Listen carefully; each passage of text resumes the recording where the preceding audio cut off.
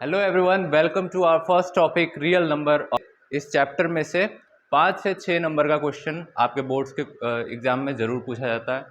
तो बोर्ड्स के हिसाब से, सीबीएसई बोर्ड्स के हिसाब से हम सारे इम्पोर्टेंट टॉपिक्स को विथ एग्जाम्पल कवर करेंगे। तो आज का हमारा टॉपिक है, पहले हम लोग इस चैप्टर के बेसिक्स के बारे में जानेंगे।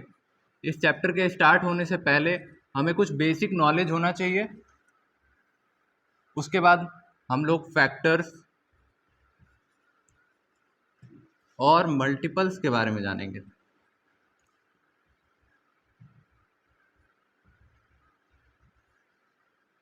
तो सबसे पहले हम लोग जो नॉर्मल बेसिक्स होता है वो पहले पढ़ेंगे, उसके बाद हम फैक्टर्स और मल्टीपल्स के बारे में पढ़ेंगे, और उसके बाद हमारा इस चैप्टर का सबसे इम्पॉर्टेंट टॉपिक आता है यूक्लिड्स डिवीजन लेमा। तो वो पढ़ेंगे हम लोग Euclid's division lemma, Euclid's division lemma. ये इस चैप्टर का सबसे इम्पॉर्टेंट टॉपिक है, और इसमें सिर्फ एक स्टेटमेंट दिया जाता है, उस स्टेटमेंट को हमें फॉलो करना होता है और इससे रिलेटेड क्वेश्चंस पूछा जाता है एग्जाम्स में। तो यूक्लिड्स डिवीजन लेमा इस चैप्टर का सबसे इम्पॉर्टेंट टॉपिक है, तो इस पे आप लोग बहुत ध्यान से पढ़ाई करिएगा। और एक लास्ट टॉपिक आज की वीडियो का रहेगा यूक्लिड्स डिवीजन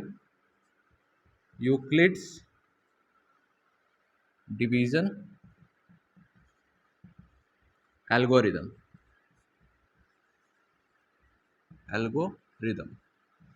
तो यही 4 टॉपिक्स इस वीडियो में हम लोग कवर करने वाले हैं। तो बेसिक हम लोग इस चैप्टर का पढ़ने वाले हैं, जो जिसमें ये पार्ट्स आपको पता ही होने चाहिए, ये सब चीज़ों के बारे में, ये सब टर्म्स आपको पता होना चाहिए।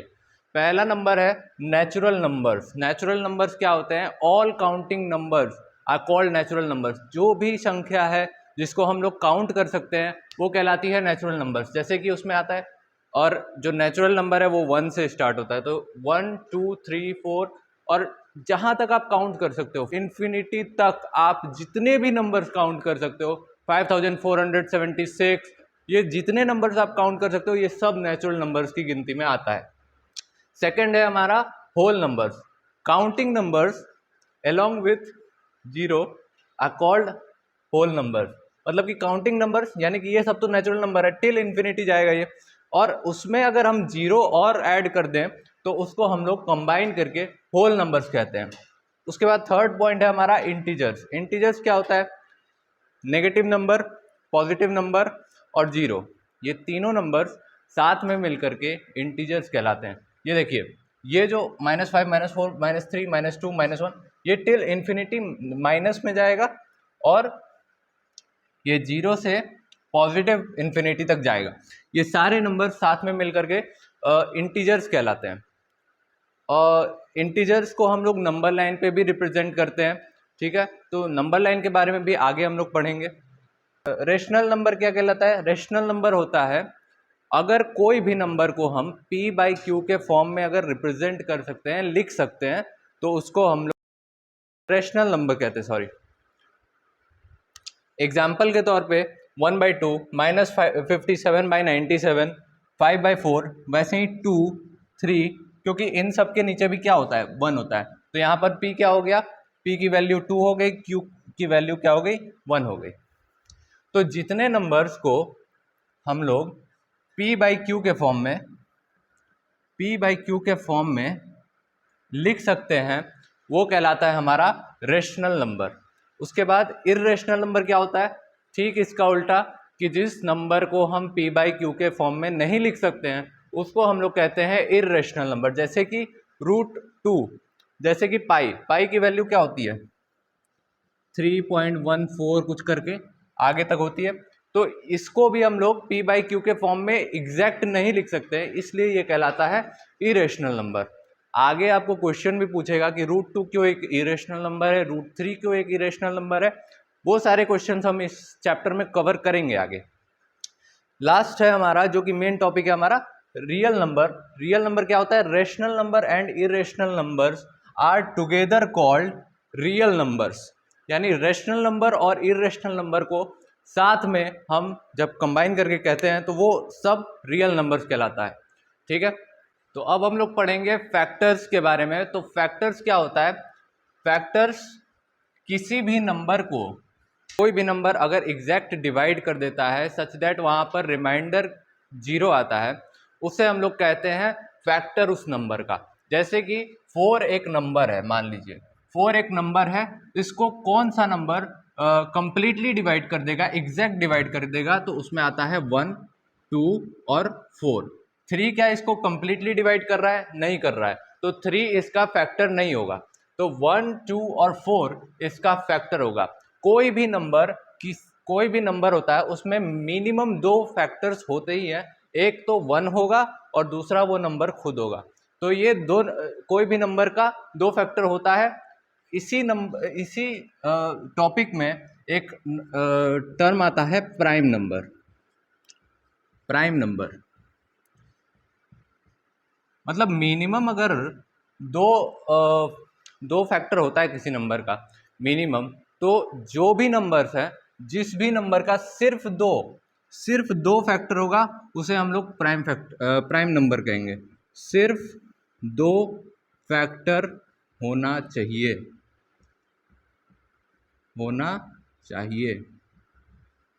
तो जैसे एग्जांपल में 2 जो है उसका 2 फैक्टर होता है, इसके अलावा कुछ नहीं होता है। 3 जो है इसका 2 ही फैक्टर होता है, 1 और 3। ऐसे ही 5 जो है इसका 1 और 5 होता है। ऐसे ही 97 है, इसका 1 और 97 होता है। तो ये सब क्या है? प्राइम नंबर्स हैं।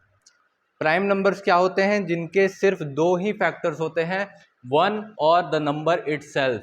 सिर्फ यही 2 फैक्टर्स होते हैं। तो मिनिमम आपको पता चल गया कि फैक्टर जो होते हैं, किसी भी नंबर का मिनिमम फैक्टर कितना होता है? 2 होता है। और किसी भी नंबर के अगर सिर्फ 2 ही फैक्टर हैं तो उसको हम लोग क्या कहते हैं? प्राइम नंबर कहते हैं।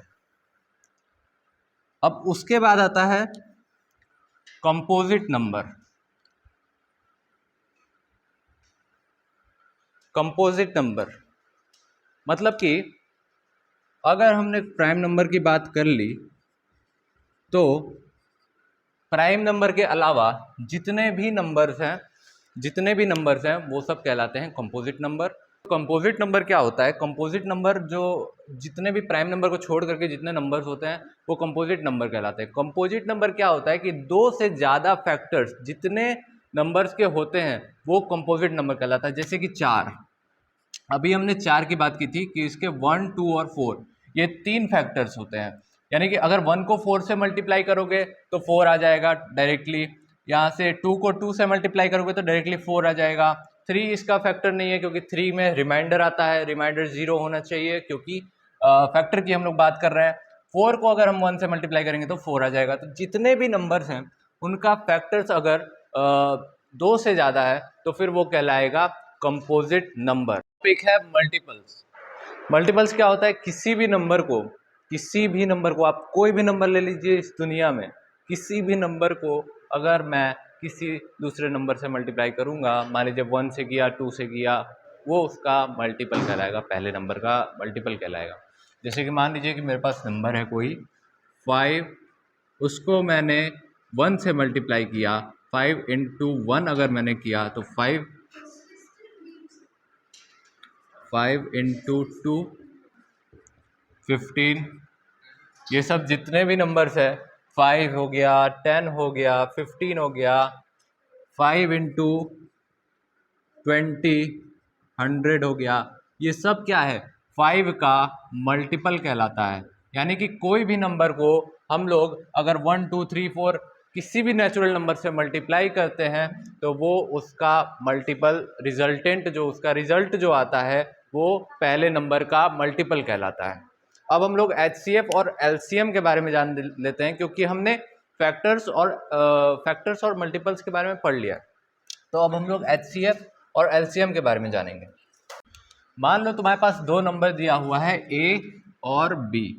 2 नंबर दिया हुआ है, इन 2 नंबर्स का अगर मैं फैक्टर लिखता हूँ, फैक्टर ऑफ A और फैक्टर ऑफ B मैं लिखता हूँ, चलो A एंड B नहीं लेते हैं, कोई और नंबर ले लेते हैं, सो दैट आपको क्लियरली समझ में आएगा। 4 और 10, मैं दो नंबर ले रहा हूँ, एक 4 है और दूसरा 10 है, तो मैं फैक्टर ऑफ 4 क्या लिखूंगा, 1, 2 और 4, और 10 का क्या लिखूंगा मैं फैक्टर, 1, 2, 5 और 10, ये मैं लिखूंगा। अब दोनों में HCF का क्या फुल फॉर्म होता है, HCF होता है हाईएस्ट कॉमन फैक्टर। इसमें मेरे को दो चीज़ों का ध्यान रखना है, एक लिखा हुआ है इसमें हाईएस्ट और दूसरा लिखा हुआ है कॉमन। तो हाईएस्ट और कॉमन फैक्टर इन दोनों के नंबर्स के बीच, दोनों नंबर्स का जो होगा वो कहलाएगा इन दोनों का HCF। जैसे कि फैक्टर मैंने लिखा इसका और इसका, अब इन दोनों में जो हाईएस्ट कॉमन फैक्टर है, हाईएस्ट कॉमन फैक्टर है वो क्या कहलाएगा, HCF ऑफ 4 and 10। इसी तरीके से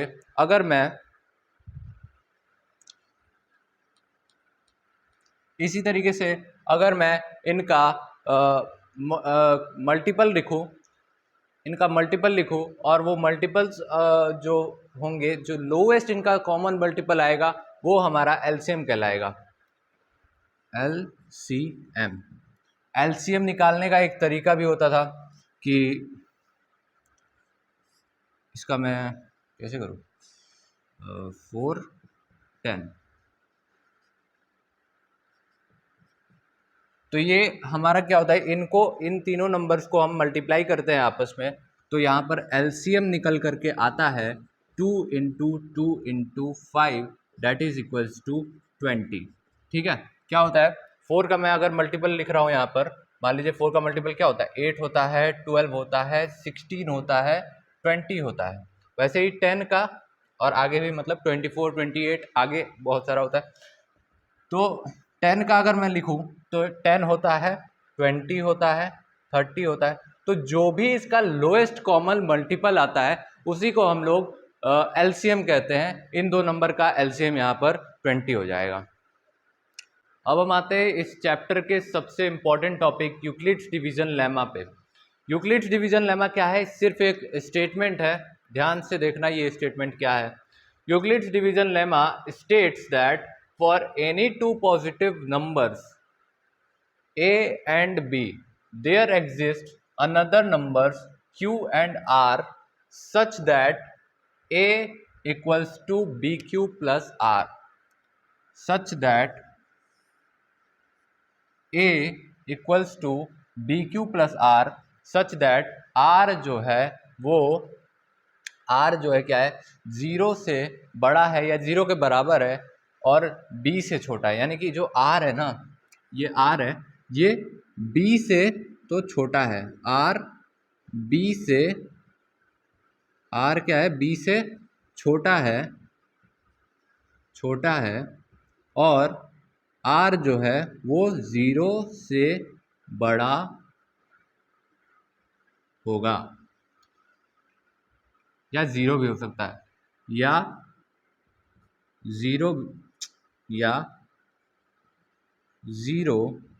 भी हो सकता है,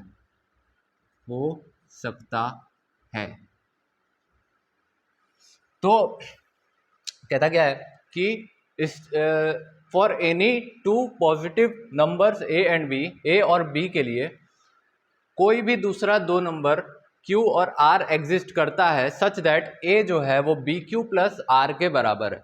अब ये कैसे हम शो करेंगे, ये हम देखने वाले हैं।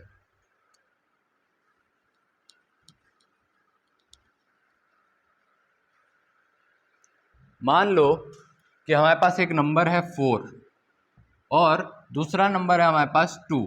ठीक है, एक नंबर है हमारे पास 4, a इक्वल्स टू 4 और b इक्वल्स टू हमारे पास 2 है।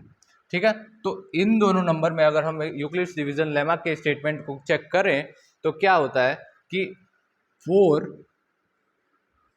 को हम लोग क्या लिख सकते हैं, 2 × q प्लस r के फॉर्म में लिख सकते हैं, 2 × q प्लस r के फॉर्म में लिख सकते हैं। ये यूक्लिड्स डिवीजन लेमा कह रहा है। अब ये क्या है, तो q की वैल्यू क्या होगी, यहाँ पर q की वैल्यू हम क्या लिख सकते हैं, 4 जो होता है उसको हम क्या लिख सकते हैं, 2 इंटू 2 लिख सकते हैं ना।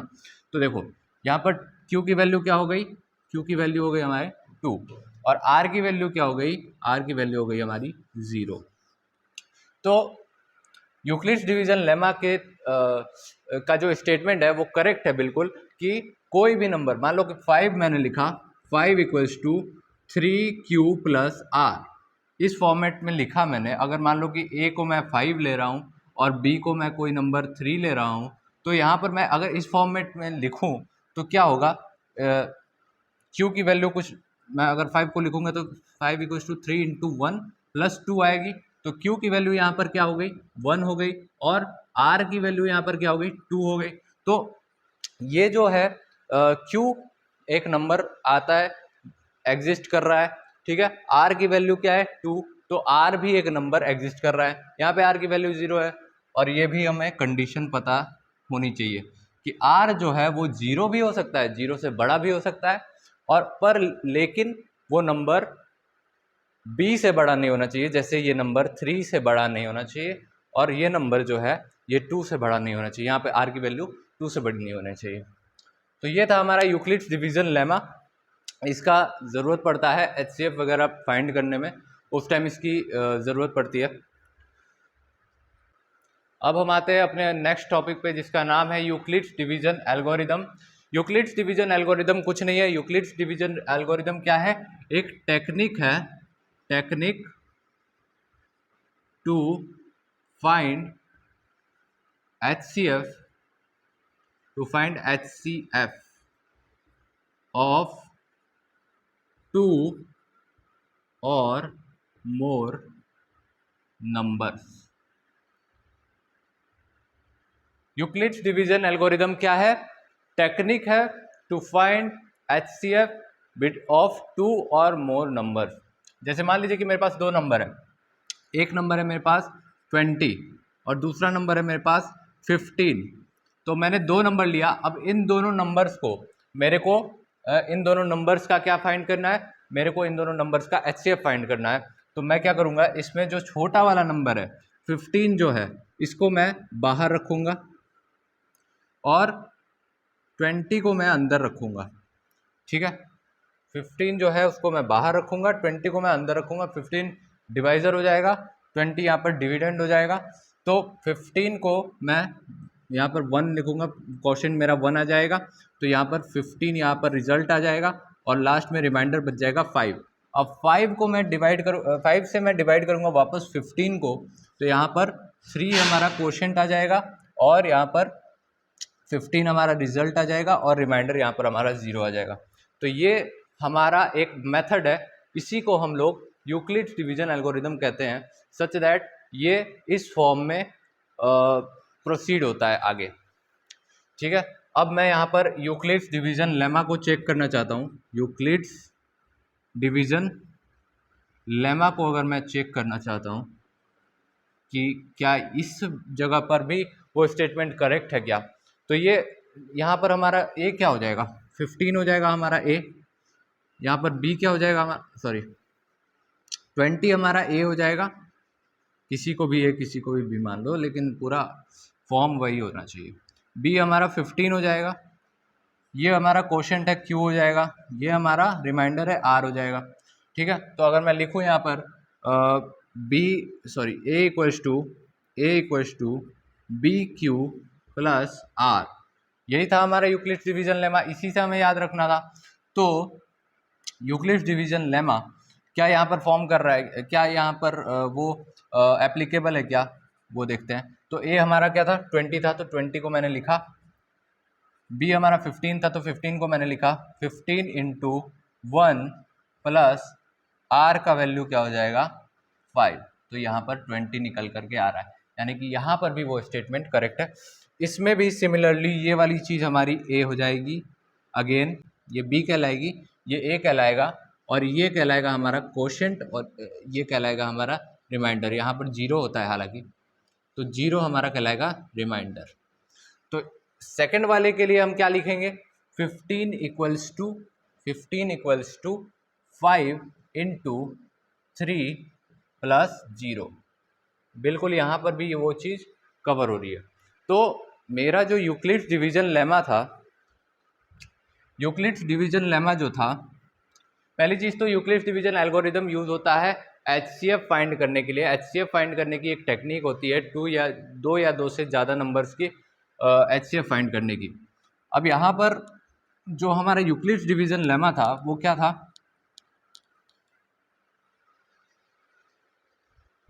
यूक्लिड्स डिवीजन लेमा क्या था, यूक्लिड्स डिवीजन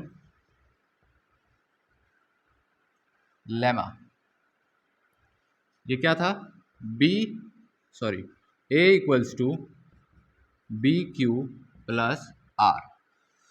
तो हमने जब डिवाइड किया, जैसे कि किसी नंबर को हमने डिवाइड किया, ये कोई नंबर है 5, इसको मैंने 2 से डिवाइड किया, तो ये डिविडेंड जो है, डिविडेंड ये हमारा A हो गया, ये हमारा डिवाइज़र जो है, ये हमारा डिवाइज़र जो है ये हमारा B हो गया। इसको मैंने जब डिवाइड किया तो 2 से डिवाइड किया, 2 टाइम्स में तो 4 आ जाएगा और नीचे 1 आ जाएगा। तो ये हमारा क्या हो गया, कोशेंट हो गया, कोशेंट सच दैट, इसको मैं क्यों लिख रहा हूँ, और ये हमारा रिमाइंडर है 1, रिमाइंडर को मैं R लिख रहा हूँ, स्मॉल r। तो क्या मैं इसको ऐसे लिख सकता हूँ क्या कि dividend is equals to divisor into quotient plus remainder. तो वो यूक्लिड्स डिवीजन लेमा हर एक डिवीज़न में यूक्लिड्स डिवीजन लेमा का स्टेटमेंट फॉलो होता है। तो आज की वीडियो के लिए इतना ही। अब नेक्स्ट पार्ट में हम लोग इससे रिलेटेड क्वेश्चंस करेंगे और आगे की टॉपिक्स देखेंगे।